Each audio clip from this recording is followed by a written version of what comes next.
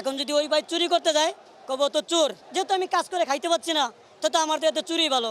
ওরা যে একটা সিগারেট খায়, সিগারেটের দাম হচ্ছে 17 টাকা, আর আমি যে 18 টাকা, আর আমি যে ভাতা পাই আমার ভাতা হচ্ছে 60 টাকা।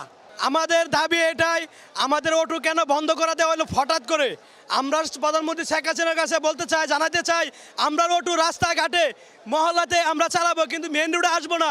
কিন্তু হঠাৎ করে কেন আমাদের অটো বন্ধ করে দেওয়া হলো, আমরা এটাই তার কাছে দাবি চাই। আমরা পেটে ভাত নাই, আমরা কিস্তি তুলে 1 লাখ 1.5 লাখ টাকা কিস্তি তুলে আমরা অটো কিনছি। সেই অটো ধরে নেওয়ার কারণে, বন্ধ করে দেওয়ার কারণে আমরা কিস্তি দিতে পারি না, আমরা ঘরে সঞ্চয় করতে পারি না, আমরা পরিবারকে ভাত চাল খেতে পারি না। আমার বাসা থেকে এখন ফোন আসে, বাজার নিয়ে আসো। আমি কিভাবে বাজার নিয়ে আসবো? আমরা সন্তানের লেখাপড়া কেমনে দিব, মা বাবারে কেমনে খাওয়াবো? একটা অটো চালানো ড্রাইভারের পাশে 5টা লোক আছে খাবার, 5 জন লোক, 6-7 জন লোক আছে, মুরব্বি মিলে 3 জন লোক আছে, 5 জন লোক আছে। কেন অনারে থাকবো? আমাদের বউ বাচ্চা অনারে থাকবে? হ্যাঁ, আমরা গরিব মানুষ, আমরা 70-80 টাকা